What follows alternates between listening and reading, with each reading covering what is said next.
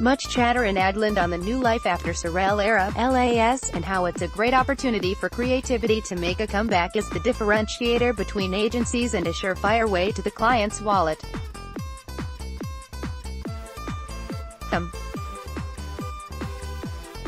Have they heard about procurement? Sorrell was indeed math man, and creative agencies began to play less and less of a role in the world according to WPP as media agencies emerged as the main drivers of revenue and profit.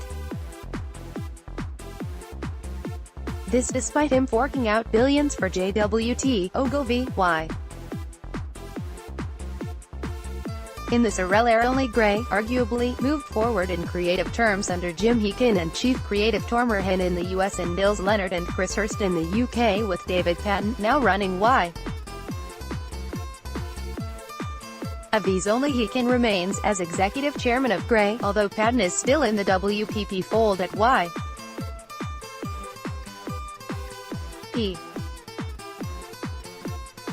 Maybe there are only so many beanbags you can buy. So the issue of creativity is live and there appears to be a recognition that there isn't enough of it.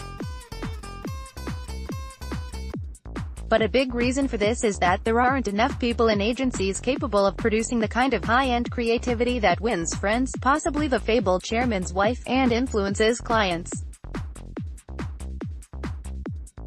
That's thanks to decades of underinvestment by holding companies, as U.S. consultant Michael Farmer has pointed out, and the depredations of others including procurement execs and the agency's own bean counters blasting away budget. All the big agency groups have their own in-house production operations these days, for example. Game is to bring all production in-house, and if you don't happen to have a Ridley Scott on the premises, tough. Back in the dim and distant, call it Dickinson, Pearson London had a veritable cornucopia of talent up to various things and, occasionally, producing an ad or two. There was Alan Parker in the basement learning how to be a commercials director, David Putnam, a suit at CDP, before he became a big shot photographer's agent and then film producer, Charles Saatchi no doubt plotting world domination as he toiled over his copy pad, and the late great Alan Waldie waiting for the impossible art director's brief, no copy and no pack shot. The point is that these were real talents, as their subsequent careers demonstrate. The same can be said of some of the people at Saatchi. No doubt there are similarly gifted people at some of today's top agencies, although their names hardly trip off the tongue. But if you don't have top talent, and the budgets to match, creativity will be a half-cocked calling card.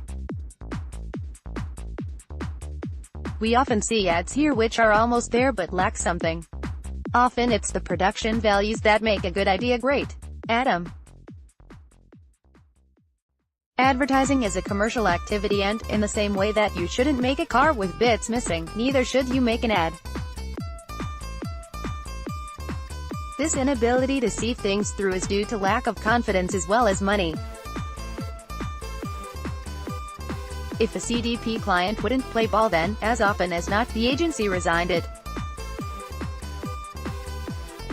Which holding company today would have the nerve to do that? Without the required talent, trying to put creativity back in the driving seat is like putting Everton, once the school of science, now the school of anything, to get a point, up against Barcelona. But does the agency world have any Barcelonas these days?